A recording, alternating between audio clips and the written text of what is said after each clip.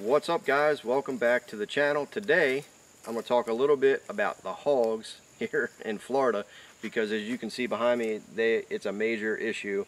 And I'm down here hunting with Jeff, one of the owners of Antler Grow here. It's his property, and I've always talked to him on the phone about the hogs and when they plant food plots and everything on how they tear the food plots up, but it doesn't really become a reality until you actually get here and see the devastation that they do. And I've been hog hunting pretty much all week. We shot a few hogs, and they're just in packs, and they just come in and they literally destroy everything. Like the road coming into this food plot, they must have been in here last night and they just dug ruts all through the road, and they literally just tear up everything. And you can try to trap them. I think they've trapped and killed like almost 100 or so this year so far, and it doesn't even do anything on the impact of the hogs, because it's just a never-ending process.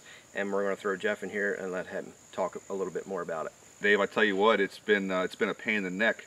I remember, I think we're talking about 2 years ago, we shot over 100 hogs. Mm-hmm. You know, and we're not hog hunting. Yeah. You know, it's incidental. When we're deer hunting and a hog walks out, you're hog hunting. You know, you shoot a hog. And they've torn up entire acreage in a night. You know, we shot over 100 a couple years ago and trapped 160. Holy cow. So that's 260 hogs off this property. It's 3,000 acres right here, Florida-Georgia border. Mm-hmm. And they just absolutely wear us out. So hogs have 3 litters a year.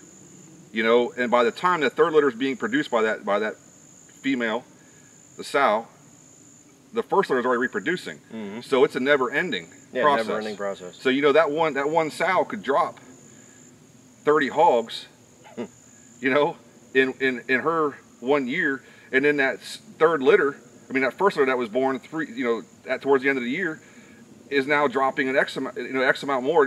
When they're young, they're not going to drop as many per litter. Mm-hmm. But I mean, you could have 50, 60, 70 hogs, 80 hogs out of one sow in a year. That's crazy. It's ridiculous. And you said between trapping and killed 200 and some 2 years ago? Yeah. And it did nothing. No, it doesn't even slow them down. Yeah, it doesn't even slow them down. Doesn't even slow them down. So when we preach natural browse, it's because we are in a highly hog area. I mean, highly concentrated hog area. You know, Texas, and if you have hogs in your property, I feel for you. If you don't, you're blessed, because it's a never-ending process. You know, you can trap till you're blue in the face, but if your neighbor isn't doing that, and your neighbor's neighbor isn't doing that, right, then they just come back and they just keep coming and coming and coming. But when we preach the natural browse on our food plots, you know, around our food plots, if it wasn't for the natural browse that deer eat every day, we wouldn't have the deer that we have. Yeah, you wouldn't have anything. You know, because our food plots is an act of Congress, and we work hard on those food plots. You know, beans and peas and a lot of money. You know, it is a lot of money. You know, there's 3,000 acres here. There's 40, 50 acres of food plots on this property, you know, spread out throughout the property, you know, because this property was set up as a regular hunting camp. Mm-hmm. You know, so there's X amount of members, you know, there's 20 members on this property, and so it's set up like anybody can do this. And that's why we preach, whether we're on private property or small properties, people that manage or own, you know, or lease, we can say that we know what we're talking about, because that's what we do every day throughout the country. Yeah. You know, on our own places. So we go to there, whether it's private or public, you know, where somebody's leased it on small properties that we talk about a lot, you know, because that's what a lot of people have. Mm-hmm. So we've turned this 3,000 acres into little 100-acre tracts. You know, 50 acres here, 20, you know, whatever. This person, that's the only person that can go in there.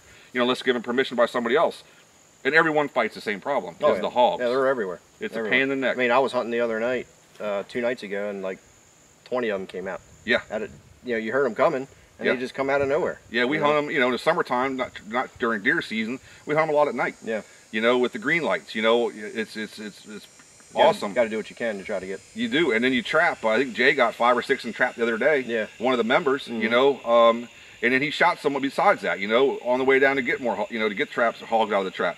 So I mean, it's a year-round process of trying to get rid of hogs. So if you don't have hogs, guys, you're blessed, because they're fun to shoot, they're good to eat. Oh yeah. But they will destroy some property. Hopefully you guys enjoyed this video. I wanted to just touch on this a little bit about hogs, because where I'm from up north, northeast, we don't have this issue. So I feel for the guys down in the south here dealing with all this stuff, because it's, like I said, it's a never-ending process. So hopefully you guys enjoyed. If you are new, subscribe, give the video a thumbs up. Any questions about hogs, leave a comment down below and we'll be sure to reply to you.